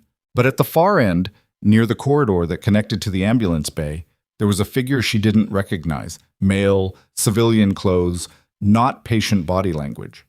He was looking at his phone and walking slowly, the specific performance of someone who was moving through a space they weren't supposed to be in and was hoping the performance of casualness would cover it. He was 40 feet away. He glanced up and his eyes swept the corridor. She let the curtain fall. 78%. She turned to Selby. When that finishes downloading, can you forward the email to an address I give you? He looked at her face. He was pale, paler than 30 seconds ago. What's happening? Someone who shouldn't be in this corridor is in this corridor, she said, keeping her voice level, clinical, the voice that said, this is information, not an emergency, even when it might be an emergency. Forward the file to Colonel Voss as soon as it's done. She gave him the email address Voss had written on a card that Devereaux had handed her earlier, and she was grateful for the specific operational habit of people who prepared for things rather than reacting to them. He took the card. His hand was not entirely steady. What about you? He said. She looked at the curtain. 89%. I'm going to go have a conversation, she said. She stepped outside. The figure was closer now, 25 feet. And when she stepped through the curtain, he registered her immediately, the way people registered things they were watching for rather than things they were merely encountering. The eye contact lasted less than a second before he looked away, but that second contained a specific quality of recognition. He knew who she was. She started walking toward him, and the corridor behind her erupted. Not gunfire, nothing so dramatic, but the ambulance bay door swung open hard, faster than a patient arrival, and 2 figures came in moving with purpose, and they were not hospital personnel, and they were not Voss's military team. And Olivia assessed all of that in about half a second and was already shouting before she'd made the conscious decision to shout. Voss! Her voice went down the corridor at volume, the specific carrying note of a field medic used to communicating over noise. Ambulance bay, now! The nearest figure was 7 feet from her when she moved, and what she did in the next 4 seconds was not elegant. It was not the movie version of someone with combat training. It was the specific and unglamorous application of the practical techniques she'd spent years practicing for exactly the reason that grace wasn't the point. Effectiveness was. She put herself between the figure and Selby's curtain, and she made herself difficult to move. And when the man's hands came up, she blocked hard and used his own forward momentum against him in the way that worked on surprised people who weren't expecting resistance from a woman in green scrubs with a cracked grip pen in her pocket. He went into the wall. Not down, just into the wall. But it bought 4 seconds, and in those 4 seconds, the corridor filled with people in uniform. Voss's team moved like water filling a space. No hesitation, no visible communication, just the instant coordinated response of people who had trained for exactly this. The second figure was contained before he'd taken 3 more steps. The first was off the wall and being held by someone a great deal larger and more professionally equipped for the task than Olivia by the time she'd taken her next breath. She stepped back. Her shoulder hurt. She'd taken impact when the man hit the wall, and she'd absorbed part of it, and the specific burn of that was starting to register now that the immediate task was done. She rolled the joint once, assessed the range of motion, decided it wasn't structurally damaged, and filed it. Voss was beside her. He looked at her shoulder with the practiced eye of someone who checked people for injury as automatically as other people checked the time. "You okay?" "Yes." "Sure?" "Shoulder, not structural." He held her gaze for a beat, then looked at the 2 men being held by his team, and then back at her, and the expression on his face was something she couldn't entirely read, somewhere between professional concern and something less categorizable. "You were supposed to stay away from Albright," he said. "It wasn't Albright," she said. "These are 2 people I've never seen." "I know who they are," he said, which was a statement she hadn't expected. Or rather, I know who employs them. The same company that employed Selby. Dunmore Logistics. She looked at the 2 men. Civilian clothes, fit, the specific blank professional look of people who did things on behalf of organizations that maintained plausible distance from the things being done. Not military, but trained, the way certain private sector people were trained. Close protection background, probably. Or something adjacent. "They knew where Selby was," she said. "Albright," Voss confirmed. "We have the footage. He was on his phone for 6 minutes in the parking lot, and we have his call log now. He called a number that traces to a shell company 3 layers away from Dunmore, but not so deep we couldn't follow it." He paused. "Albright is currently in a room with my people explaining his Thursday lunches with Douglas Cole." "And Cole?" "Still at the Dunmore property. County sheriff has the perimeter. We're waiting on authorization to go in. It's a civilian jurisdiction situation."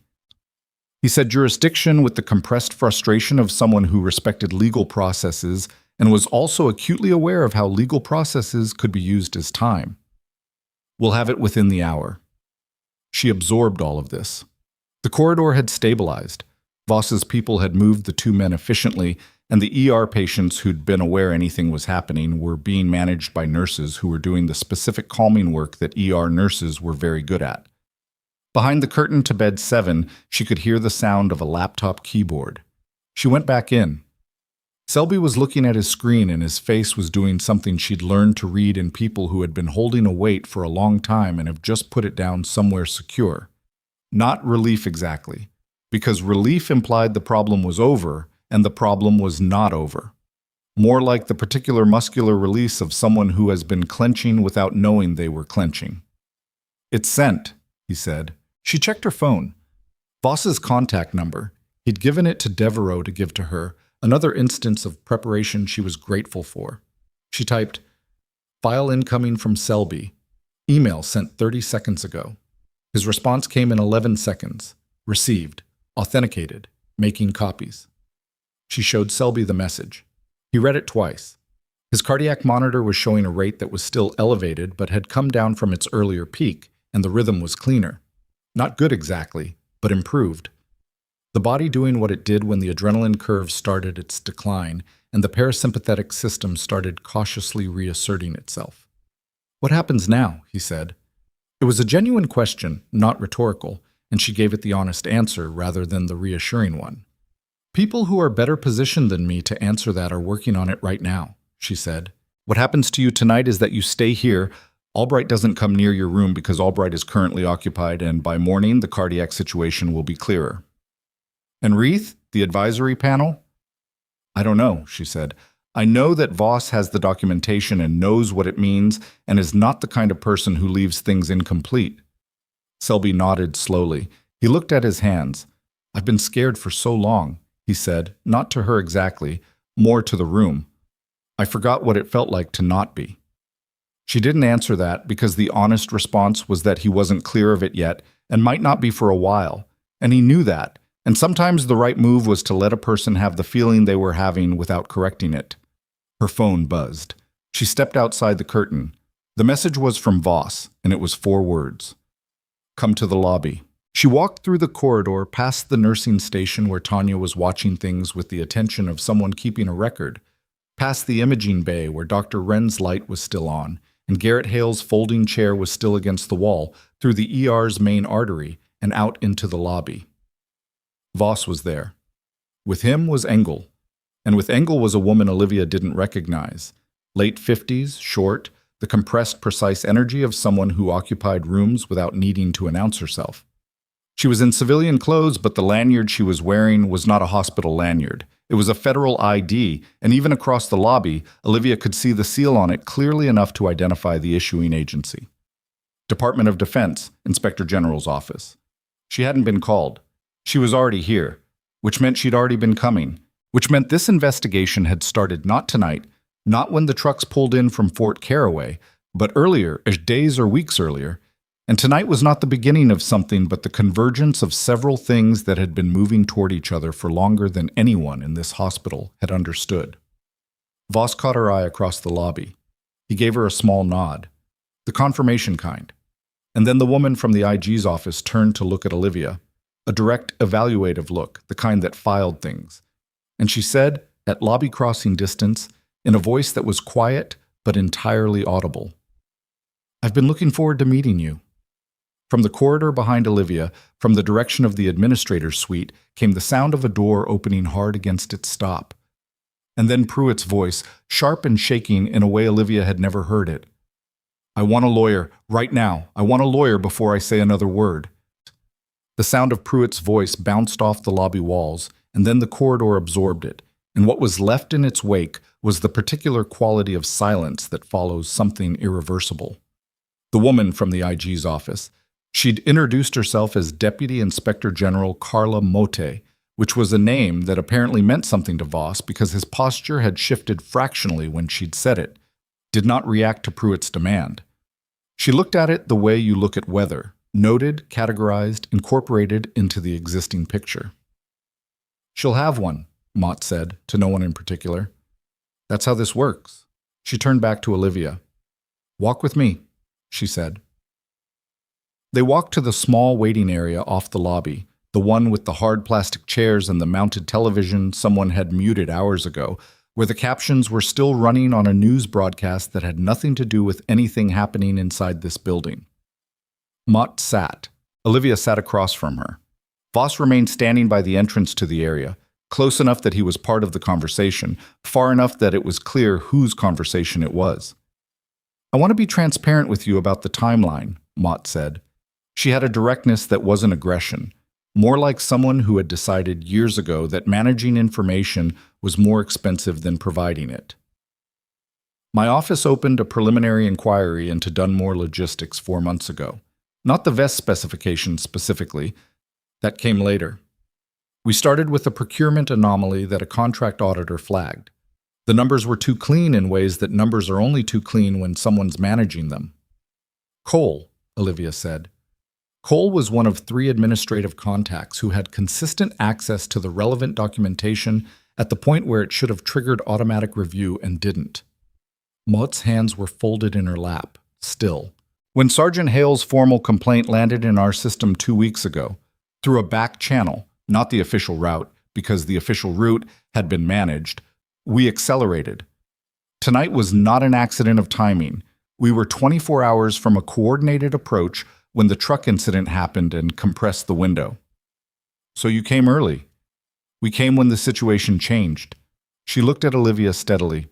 which is where you enter the picture, not peripherally. Olivia waited. Your termination tonight, Mott said, will be part of the administrative record of this inquiry. Cole's decision to remove you from the building at the specific moment he did, while Hale was present, while Selby was incoming, while my office was moving. That's not going to be read as a routine policy enforcement. The timeline is too precise. He wanted me out of the room, Olivia said. He wanted a potential witness out of the room. Someone who might recognize what she was seeing. Mott paused. Someone who had military background and might make connections he didn't want made. A beat. Your service record is in our system, Marsh. It came up when we pulled the full picture of tonight. She sat with that. The record she'd left without ceremony, without a formal accounting of what it contained. Still sitting in a government database somewhere, apparently, as records did. What happens to Cole? She asked. Cole is currently at a property with documented ties to a Dunmore subsidiary, having left a hospital he was told to remain in during an active inquiry on the same night that two individuals employed by a Dunmore-connected security firm attempted to access a federal witness. Mott said it without inflection. He's going to have a complicated few months.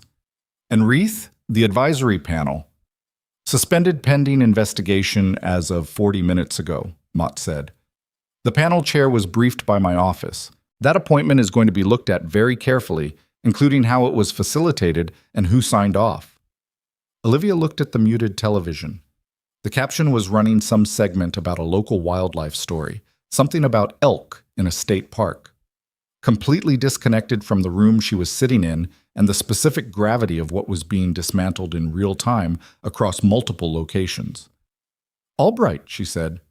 Cooperating, Mott said, with the dryness of someone who understood that cooperation that arrived only after containment was a particular kind of cooperation. He made 2 calls from the parking lot, one to the Dunmore security contact, one to Cole. We have both. She unfolded her hands. He's going to face consequences for what he did tonight. The degree will depend on the full scope of his involvement, which we don't have yet. There was a sound from the far corridor. Not alarming, just movement. Voss's people doing the ongoing work of a situation that was still active in several directions. The hospital itself was still running underneath all of this because hospitals didn't stop. Patients didn't pause their cardiac events or their fractures or their difficult nights for institutional crises. And the nursing staff had been doing their jobs through all of it with the specific resilience of people who had simply decided to keep going. Tanya was still at the station. She would be there until 7 a.m. That was just true. What do you need from me? Olivia asked. A formal statement, which we'll schedule properly. Not tonight. Tonight you've done enough. Mott's voice shifted fractionally, the professional layer settling into something with a little more texture. I've read the account of what happened in that lobby at 9:40. The dog, the handler, the decision you made when you understood what it would cost you. She paused. I want you to know that the people who made that decision to terminate you in that moment for that reason are not going to be able to frame it as a policy matter, not after tonight. The context is too clear. Olivia didn't say anything for a moment. I didn't do it to be in the right, she said. I did it because the dog was in pain. I know that, Mott said. That's exactly why it matters. She stood. Mott stood. They shook hands, brief, firm, the handshake of people who understood each other's utility in a situation and didn't need to perform warmth they hadn't established. Voss walked with Olivia back into the main lobby. Cole is in custody, he said quietly as they walked. Sheriff's department went in 20 minutes ago. He was on his phone when they arrived, apparently trying to reach someone at Dunmore Corporate who had already stopped taking his calls. She thought about that. The specific loneliness of the moment when the network you depended on realizes you're the liability and goes quiet. She didn't feel sorry for him. She also didn't feel the satisfaction she might have expected. She mostly felt tired in the thorough, bone-deep way of someone who had been awake for a very long time doing difficult things, and the tiredness was at least honest. How's Bravo? She asked. Stable. Wren's satisfied with the reduction. He's going to need 4 to 6 weeks of restricted activity and a follow-up scan, but the prognosis is good. A pause. Hale is with him. He hasn't moved from that room. I know. She went to the imaging bay. Not because Voss asked her to or because there was anything clinical she needed to manage. Wren had everything handled, competently and completely, but because she wanted to, which was a simpler reason than most of the reasons she'd acted tonight. Garrett was in the folding chair. He looked up when she came in. Bravo was sedated on the transport tray, his chest moving with the slow, deep rhythm of an animal in properly managed unconscious rest. He looked less diminished than she'd expected. The size of him was still evident even in stillness, the structure of a dog built for serious work. "Mott talked to you?" Garrett said. "Yes. She's been building this for a while." "She said." He rubbed the back of his neck with his right hand. He was exhausted. She could see it now in a way that the earlier adrenaline of the situation had partly obscured. The kind of exhausted that accumulated over not just one night, but over months of sustained effort against institutional resistance. "I've been trying to get this in front of someone who couldn't be managed for 6 months," he said. "Every time I thought I had a channel, it closed. Cole was the worst of it. I almost believed him for about 3 weeks. Almost." "What stopped you?" "He knew things about my documentation that I hadn't told him," Garrett said. "Small things. Specific things. The kind of detail you only have if someone's been reading your files or listening to your calls." He looked at Bravo. "I pulled back, started moving differently, but I was too slow." He looked at his prosthetic hand for a moment. Not with bitterness, just acknowledgement. "The truck was new. They hadn't tried anything like that before. That told me we were close." "You were close," she said. "Bravo got us over the line," he said. "If he hadn't gone down, I wouldn't have come here tonight. I was going to the meeting with Cole, deliver the copies, and walk out. Bravo going down changed the direction." He paused. "You changed the direction." She was quiet. "You're the reason any of this happened in a single place tonight," he said. "The IG's office already had the pieces, but they were spread out. Selby was in his apartment scared to move. My documentation was in my bag. Cole was managing the timeline. You put yourself in the middle of a situation that pulled all of it into one building, one night." "I put myself in the middle of a dog that needed help," she said. "Yeah," he said. "I know." He looked at her directly. "That's the same thing." She didn't have an answer for that. She sat on the floor beside the transport tray. There wasn't another chair. And for a few minutes, she and Garrett Hale sat in the imaging bay of Hargrove Regional Medical Center in Delwood, Wyoming, at somewhere past 1 a.m, while a sedated military working dog breathed steadily between them and the rest of the building worked through its complicated night. It was not peaceful exactly, but it was as close as the night had come. Her phone buzzed. She looked at it. Unknown number. Not the Wyoming area code of Hartwell's earlier call. A Virginia area code. She answered. Marsh, a male voice, older, the flat institutional precision of someone who had spent decades in environments where voice conveyed rank without announcing it. "I'm calling from the office of the Army Surgeon General. We've been briefed on tonight's events." A pause. "I need to ask you something directly, and I need a direct answer." "All right," she said. "Your voluntary separation 3 years ago," he said. "The agreement that accompanied it. You signed a standard re-engagement restriction as part of that agreement. Are you aware of that clause?" She was aware of it. She had been aware of it every day for 3 years in the specific way that people were aware of things that defined the shape of their lives without being the thing they talked about. The clause had been standard, a function of the circumstances of her separation, the nature of the work she'd been attached to, the protocols around personnel who had operated in certain environments. She had signed it. She had understood it. "Yes," she said. "That clause," the voice said, "is under review as of approximately 40 minutes ago, at the request of Colonel Voss and with the preliminary support of the Deputy Inspector General's office." A pause that was not casual. "The review is not perfunctory. It's substantive. And the reason I'm calling you at 1 a.m, rather than sending a formal communication in 72 hours, is that someone in this office wanted you to know before the morning briefing cycle, because the morning briefing cycle is going to include your name in a context you should be prepared for." She stood up. Garrett was watching her face. "What context?" she said. "Sergeant Hale's complaint," the voice said. is going to become the center of a formal investigation that will likely take 18 months and result in criminal referrals against multiple individuals, including at least one current government advisor. The documentation is substantial, the pattern is clear, and the investigation is going to need a clinical liaison, someone with military working dog medical knowledge, combat medic background, and experience working inside civilian medical institutions, to serve in an advisory capacity during the evidence-building phase. She was very still. "We're not offering you your old role," the voice said.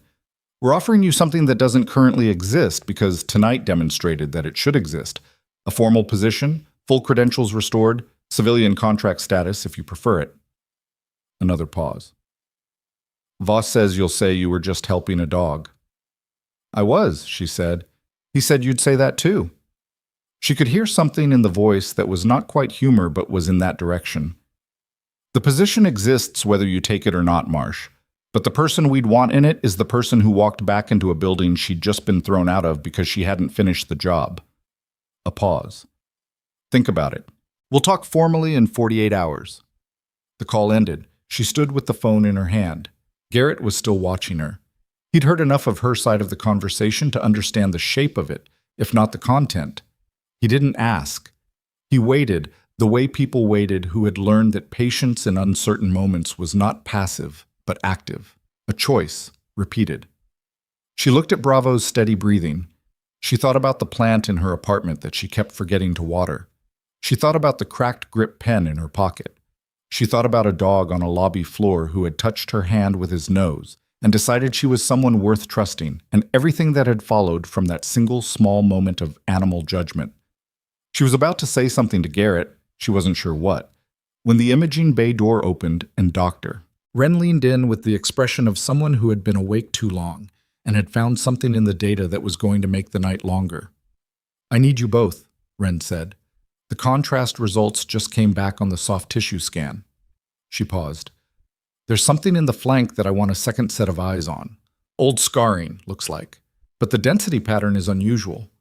Garrett was on his feet immediately.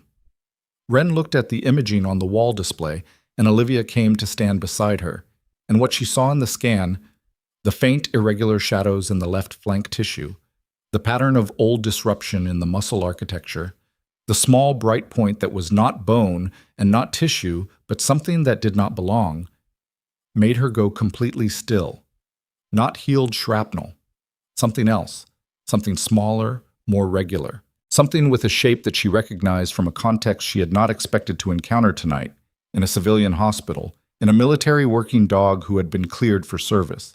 She looked at Wren. "That's not from combat," she said. Wren's face confirmed it. "No," she said, "it's not." Garrett was at the imaging display in 2 steps. Wren pointed without touching the screen, the precise non-contact gesture of someone who had learned to indicate without contaminating. There. And there. The density is wrong for scar tissue and wrong for retained fragment. The shape has too much regularity. Olivia leaned in. The object was small. 4, maybe 5 millimeters, and it sat in the left flank musculature at a depth that would have required deliberate placement rather than impact penetration. Shrapnel moved in chaotic vectors. It punched, it tumbled, it left the jagged, irregular traces of violence in soft tissue. This was none of those things. This was smooth-bordered and precisely positioned, the imaging signature of something that had been put there rather than driven there. "A tracker," Garrett said. His voice was flat in a way that wasn't calm. It was the flatness of someone absorbing information that rearranged everything they thought they knew about a sequence of events. "I can't confirm that without extraction," Wren said, "but the profile is consistent with a subcutaneous tracking device, passive RFID or low-frequency GPS, depending on the manufacturer." Garrett turned away from the display. He put his right hand against the wall and stood there for a moment with his back to both of them. She could see his shoulders working through something, the specific physical process of a person keeping themselves together while their understanding of what had happened to them was being revised in real time. "They always knew where he was," he said. "Not a question. If it's a tracker," Olivia said carefully, "then whoever placed it had access to Bravo outside of your presence, and they had the equipment to do it without leaving visible evidence." When was he last in a facility without me? Garrett turned back. His jaw was tight, but his eyes were clear. The particular clarity of someone who has decided that the most useful thing they can do with what they're feeling is set it aside for later. 8 weeks ago. Routine veterinary clearance at the base clinic at Caraway. I waited outside. Standard procedure for the physical. Handlers don't go in for the exam portion. Wren was already on her phone. I'm calling Voss, she said, and stepped out. Olivia stood with Garrett in the imaging bay, and the silence between them was the kind that didn't need to be filled. Bravo breathed on the transport tray. The display still showed the scan, the neat, terrible small shape in the flank that explained how a vehicle had known exactly where to intercept a truck on a dark road at exactly the right moment. Not surveillance, not leaked information from a compromised meeting. A signal, precise and continuous, broadcasting Bravo's location every time Garrett took him anywhere. The base clinic at Caraway, she said. Who runs it? Contract staff, Garrett said. He said it with the specific exhaustion of someone who had just understood something they were going to have to spend a long time being angry about. Civilian veterinary contractors. 4 of them rotate through. A pause. I never thought. He's a military working dog. The facility is on base, I assumed. You assumed the perimeter meant something, she said. Yeah, it usually does. Not when the people inside it are the problem. But Voss came in 90 seconds after Wren's call, which meant he'd been close, which meant he'd been managing the building's situation from a position that kept him accessible. He looked at the scan. He looked at it for a long time, longer than someone who was simply reading an image, the longer look of someone reading implications. Then he pulled out his radio and said 4 words into it. Lockdown Caraway Clinic. He lowered the radio. I need the names of the contractor staff, he said to Garrett. I can get them. Do it now. Garrett was on his phone in the corner, and Voss was back on his radio, and Wren was standing near the display with the expression of someone who had been a surgeon for 23 years and thought she had encountered most of the situations her profession could produce and had just discovered she was wrong. Olivia stood at the edge of it all and watched the machinery of consequence grind into motion. Slow, inevitable, the specific weight of institutions moving when they finally moved in the right direction. It took 40 minutes to confirm. The device was extracted by Wren under local anesthetic. Bravo was still sedated from the reduction procedure, which Wren said grimly was at least one thing that had worked out. And it was exactly what the scan had suggested. A passive GPS tracker, commercial grade but modified, the kind of modification that required technical knowledge and access to specific equipment. It was bagged, labeled, and in Voss's hands within the hour.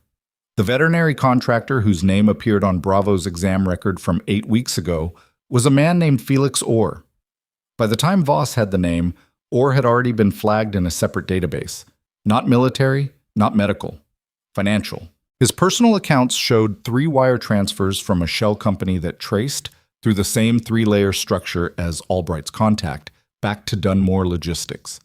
This information reached Olivia in pieces, through Devereaux, who had taken on the informal role of keeping her informed in the way that people sometimes designated a particular person to manage information flow when the situation was too fragmented for everyone to track everything. She received each piece with the same response: a nod, a question when she had one, silence when she didn't.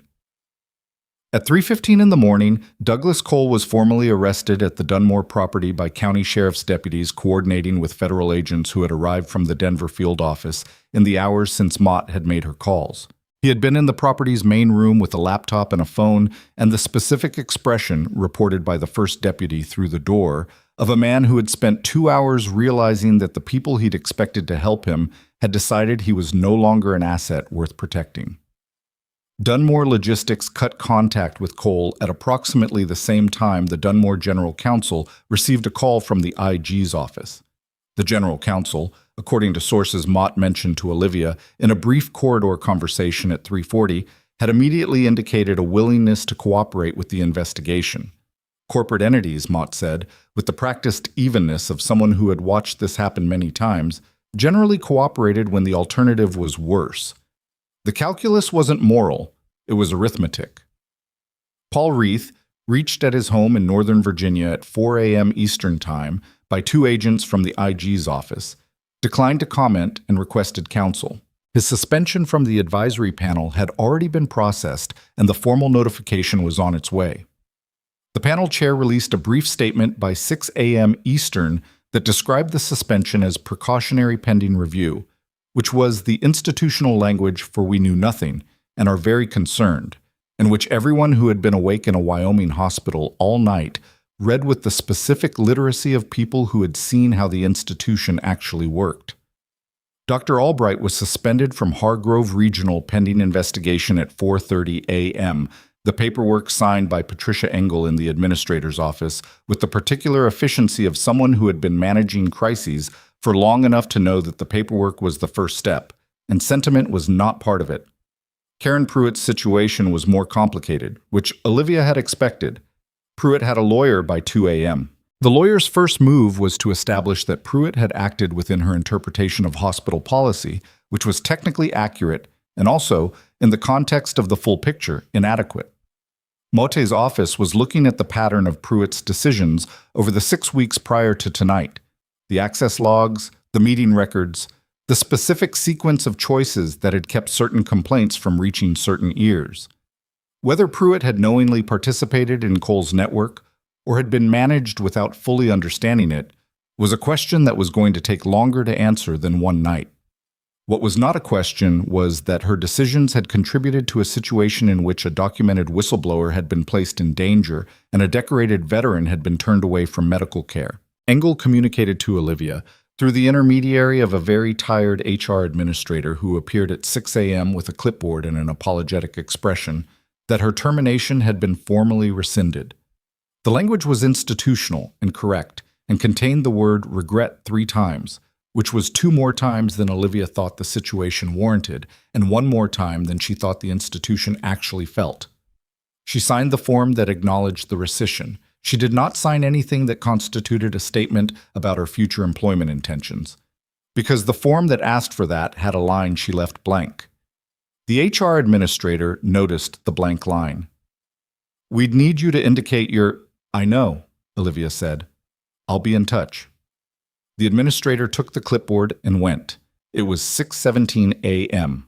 The sun was coming up over the high country to the east, the specific thin gold of high-altitude dawn that didn't so much warm things as illuminate them with a light that had traveled a long way and arrived a little tired. It came through the windows of the ER lobby and made the whole room look briefly like something other than what it was. Tanya was still at the nursing station. She had been there all night, and she looked it, and she was also still doing her job with the specific competence that Olivia had watched all night without fully articulating to herself what she was watching. Tanya saw Olivia cross the lobby and gave her the same almost smile she'd given her hours ago, the one that was a complete communication without being a sentence. "Coffee's fresh," Tanya said. "I made it 10 minutes ago because I needed it, and there's too much for one person." Olivia poured a cup. It was better than the coffee from the night before, which had been mediocre. This was merely average. It was fine. She drank it standing at the station counter and didn't say anything for a moment. "You doing okay?" Tanya asked. Not the automatic version of the question, the real one. "I'm tired," Olivia said. That's an honest answer. It seemed like the right moment for one. Tanya looked at her with the direct, slightly worn attention of someone who had been a nurse for long enough to have a sophisticated read on people. "That thing you did last night," she said, "with the elastic bandage, without looking at anyone. You handed it to me." "I did," Tanya said. "I decided to in about 2 seconds. Fastest decision I made all night." She paused. "I want you to know I was watching the whole time. After you went outside before the military came. I was watching the door." She said it without drama, matter of fact. "I don't know what I would have done if it had gone different, but I was watching." Olivia looked at her. "Thank you," she said. It was not a large exchange, but it was a real one, and at 6:20 in the morning after the night they'd both had, real was the thing that mattered. At 7 a.m., Garrett Hale found her in the small courtyard beside the hospital entrance, where she'd gone for air and ended up sitting on a concrete bench that was cold through her scrubs and not caring. He came out with 2 paper cups of something from the cafeteria that had just opened, and he sat on the other end of the bench without asking if she wanted company. He handed her one of the cups. "Hot chocolate," he said. "I know it's not. I just thought coffee seemed wrong." She took it. It was slightly too sweet and made with powder, not real chocolate, and it was the right call. They sat. "Wren says he can travel in 2 days," Garrett said, "with the right transport setup. Caraway has a rehabilitation unit." He wrapped his right hand around his cup. "I'll stay with him." "Good." She also said, Wren, that whoever placed the tracker did it cleanly. No infection, no inflammatory response. Bravo never showed any signs. He said it was something in his voice that wasn't quite anger and wasn't quite grief and was probably both. 6 weeks of walking around with a targeting device in his side and he just kept doing his job. "That's what he was trained to do," she said. "Yeah." He looked at the parking lot, the morning light hitting the asphalt. "Felix Orr is in custody. They picked him up 2 hours ago. He was apparently trying to drive to New Mexico." A pause. "I keep thinking about the 8 weeks between the appointment and last night. All the times I took Bravo somewhere. The restaurant where they let him sit outside, the park near my sister's house." He stopped. "They always knew." "And now they don't," she said. He looked at her. The look had the weight of someone who wanted to say something and was figuring out whether to say the version he'd practiced or the actual version. He went with the actual version. "I don't know how to do what you did," he said. "Walk back into a building that just threw you out, like it wasn't a thing." "It was a thing," she said. "I just decided the other thing was bigger." "How do you know when it's bigger?" She thought about it. "You don't always," she said. "Sometimes you're wrong about what's bigger and you pay for it and you still don't regret it because you were working from what you knew at the time." She looked at the cup in her hands. "Last night I wasn't wrong, but I didn't know that when I walked back through the door." He was quiet for a moment. "What are you going to do?" he said. "The IG's office has a position," she said. "Advisory capacity?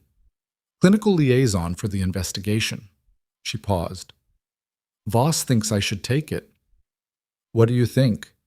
She thought about the blank line on the HR form, the plant she kept forgetting to water, the 3 years she'd spent in pale green scrubs in a building where nobody knew what she'd done or who she'd been, and the specific relief that it provided, and the specific cost it had also carried. The two of them inseparable, the way most things worth anything were inseparable from their cost. She thought about Bravo's nose touching her hand on the lobby floor, the moment of animal assessment and the decision that followed it. "I think," she said slowly, "that I spent 3 years being quiet about everything I knew how to do. And it was the right call at the time. But last night," she stopped. "Last night I used everything, all of it, and it mattered." She looked at the morning light. "I don't think I can go back to using none of it." Garrett nodded once. He understood that, she thought, in the specific way that people understood things they'd lived rather than been told. "Take the position," he said. "I haven't decided yet." "You have," he said. "You're just still talking yourself into it." She looked at him. He was right, which was slightly annoying and also fine. At 9 a.m., Patricia Engel held a brief internal meeting with senior nursing staff, department heads, and the 2 members of the board she'd managed to reach by phone during the night. Olivia was not at this meeting, but Tanya was, and Tanya reported it afterward with the economy of someone who knew how to extract the essential from the substantial. Engel had been direct. She'd laid out what had happened, not the sanitized version, not the version shaped by institutional self-protection, but the actual sequence of events including Cole's role, Albright's contact, the termination of a nurse who had correctly identified a medical situation and responded to it. She'd said, according to Tanya, that the hospital's policies would be reviewed and revised by a team that included ER nursing staff, not just administration. That the emergency response protocol around veteran and military-adjacent cases specifically was going to be redesigned from scratch. That the people who had made the decisions they'd made last night were no longer in positions to make decisions of any kind at Hargrove Regional. She was brutal about it, Tanya said. Not emotional, just accurate, which was worse. For who? For the board members who'd approved Cole's last contract review, Tanya said. They looked like they'd eaten something bad.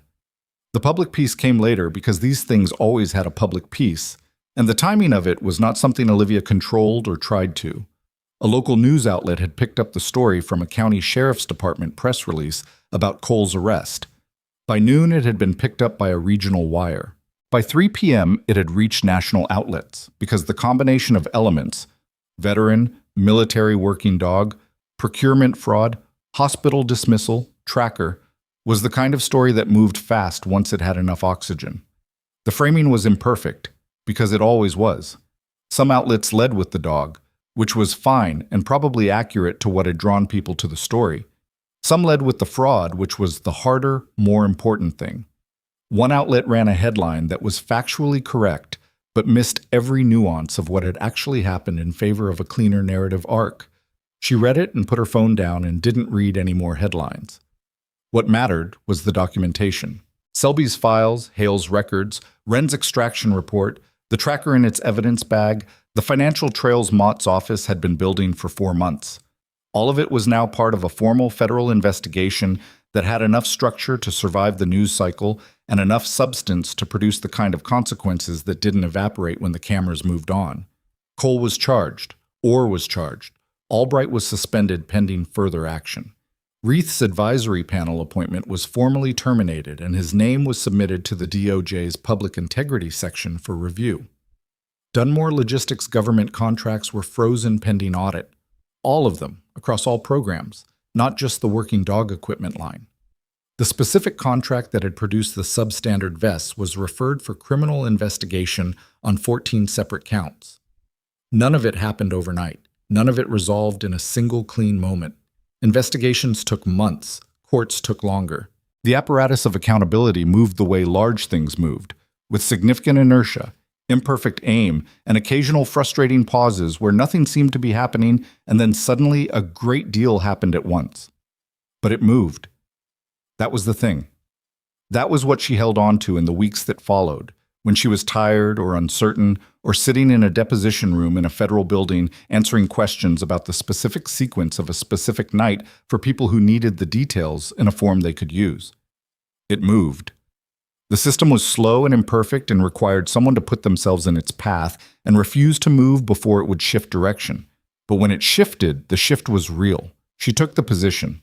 The formal offer came through proper channels 6 days after the night at Hargrove Regional, in a document that used language she recognized from her service years: precise, unambiguous, outlining scope and authority, and the specific protections that came with official capacity.